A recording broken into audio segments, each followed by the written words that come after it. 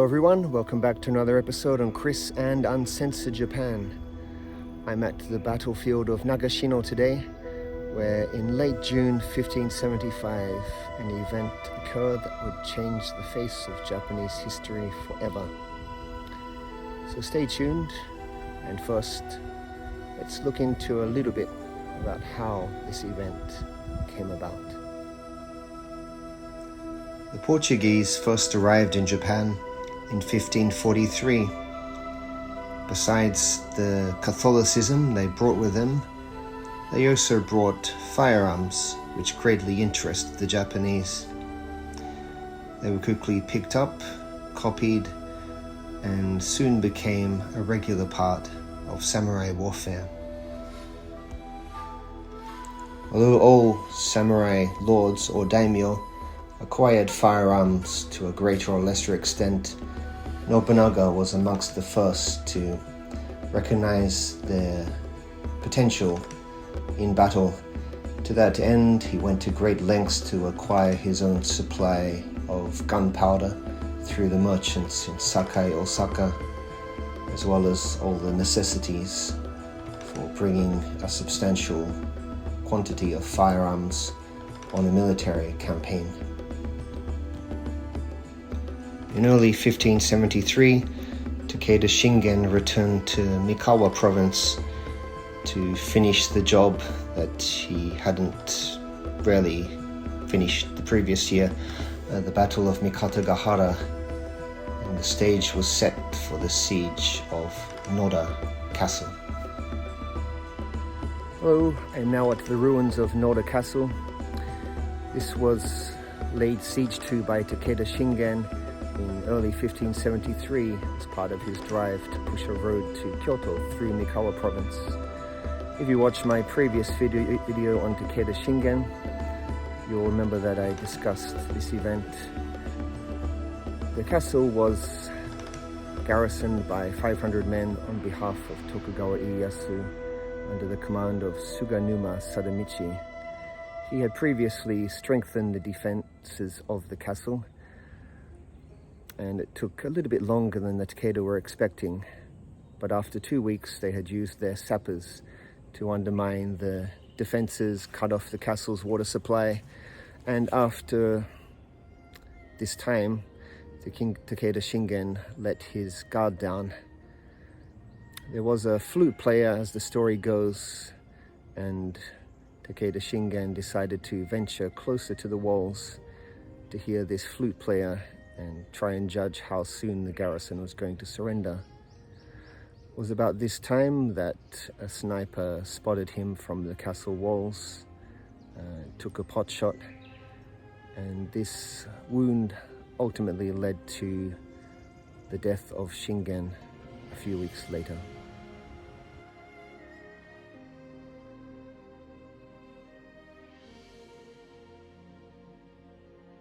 Behind me is the actual location where Takeda Shingen received his fatal sniper wound.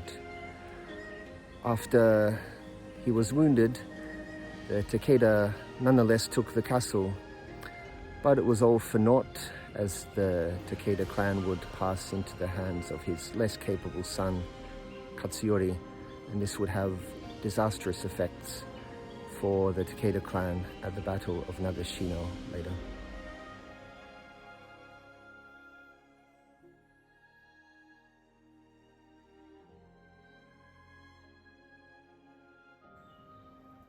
Any advancing enemy would have had quite a time trying to get out of this horikiri, or ditch as we would call it. This presumably was where the castle main keep stood, as you can see by the bottle of wine being offered, presumably for libation in the afterlife for the garrison's defenders. It's only really a short distance from here. You can see that place I just mentioned.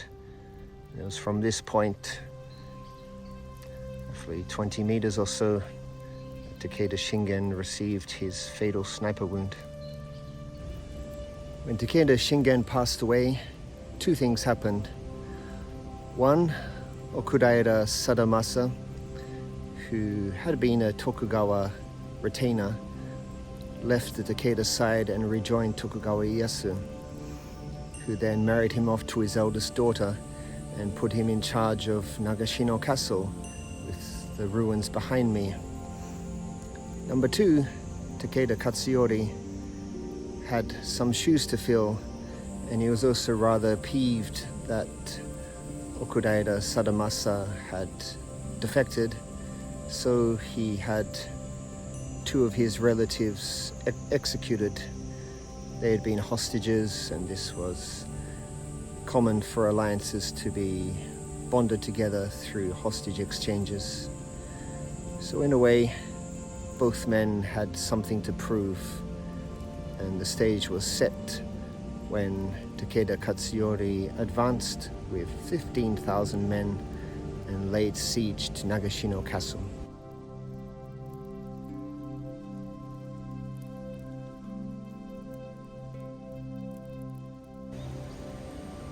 It's quite a commanding position the garrison of 500 defenders held.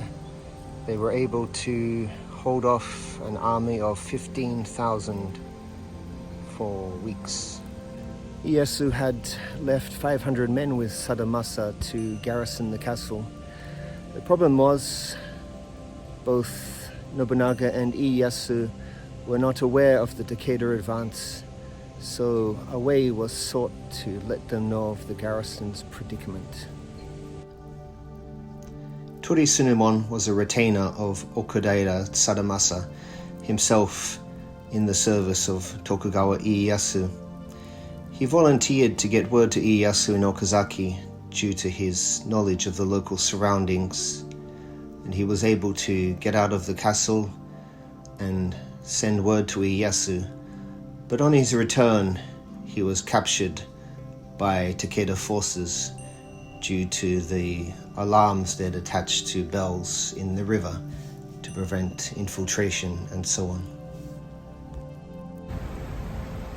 This is the exact same river that Tori Tsunemon had to negotiate via the Takeda ropes and warning bells to reach Okazaki Castle and inform Ieyasu and Nobunaga of the castle's plight. Brought before Takeda Katsuyori, Tori Tsunemon was promised his life if he agreed to tell the garrison in Nagashino Castle that no help was coming. He agreed to this. He was strapped to a cross for insurance purposes and put in a prominent position opposite the castle. But instead of doing what he'd been asked to do, he instead bravely shouted in a loud voice to hold on a little longer, help is on the way. After his final words of defiance on the riverbank opposite, Tori Tsunemon was crucified. In Japanese fashion, that meant having spears run through your body while on the cross, and literally having them form an X formation. One of the Takeda retainers was so impressed by Tsunemon's bravery that he had an image of Tsunemon on the cross displayed on a banner which he carried into battle.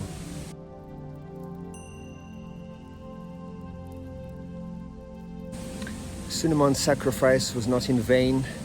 The garrison took heart by his words, held out a little longer, and it was a few days later that the combined Oda Tokugawa army arrived to relieve the castle of Nagashino. The stage was set for battle.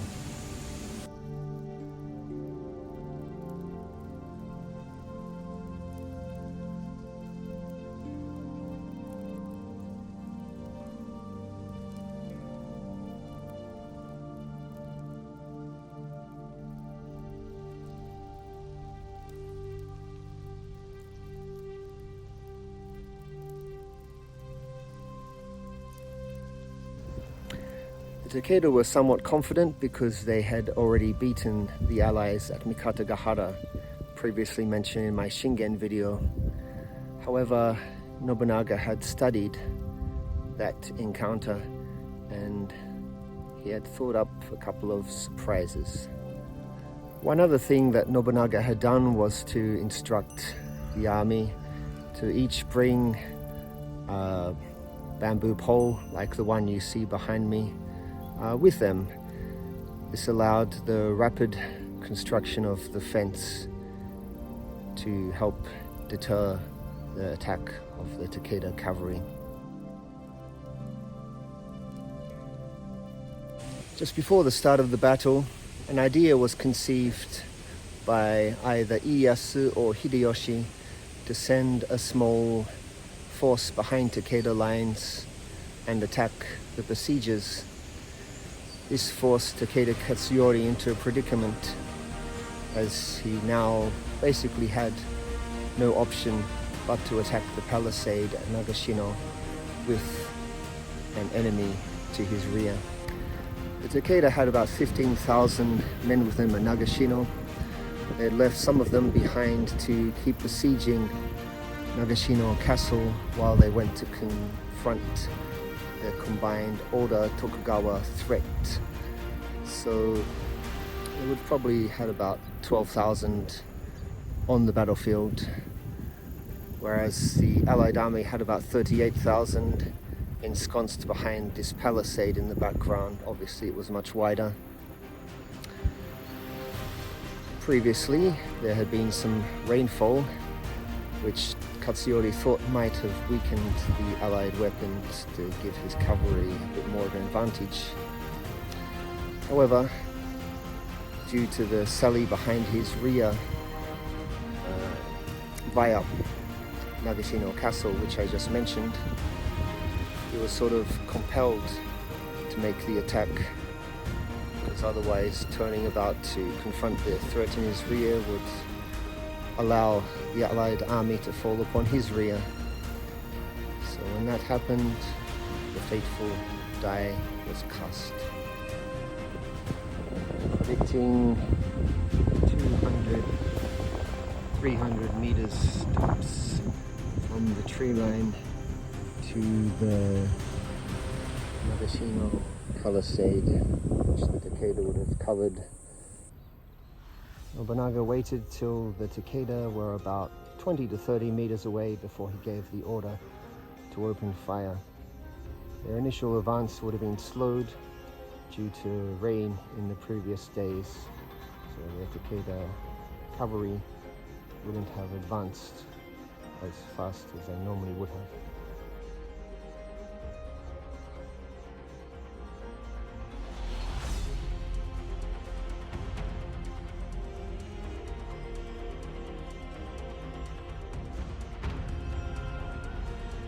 The Allied weapons were not damaged by the rain.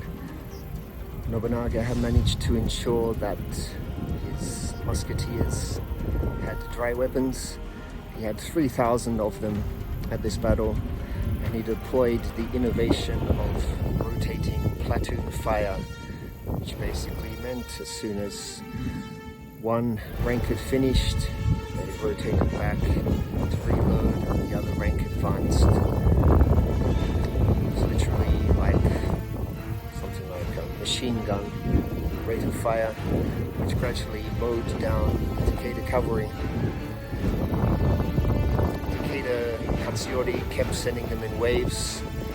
Of course, not all the Allied army had weapons such as guns. The traditional weapons, spears, archers and everything came into place, but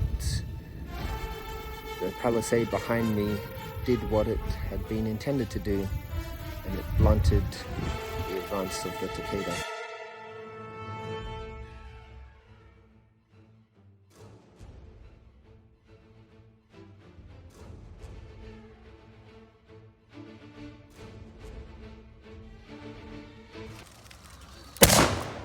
This 各隊が1人が20とか30隊であったらば、同時に30名、40名が撃っていきます。弾幕が意外と張ります。これがいっぺんに今のこの決定、30人ずつ1回ずつ撃っていくと目の前が真っ白になるそうです。で織田信長の戦いの時は朝方だったんで、これ真っ白になって武田軍が次のもの答え前に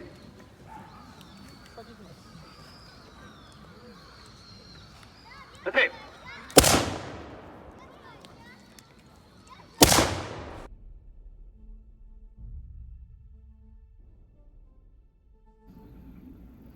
Gaps were left in the fence to allow individual samurai units to go out and engage, dispatch, or otherwise finish off any Takeda in front of the palisade. At the end of the day, there were 10,000 Takeda dead and wounded on the battlefield, as compared to about 6,000 on the Allied side. The Takeda had lost some of their best commanders, such as Baba Nobuharu. The cavalry, which had made them so feared, was decimated. At Nagashino, the age of cavalry as a power in Japan rarely came to an end, and it was the modern army with the modern weapons which Nobunaga had pioneered, which would come to the forefront thereafter.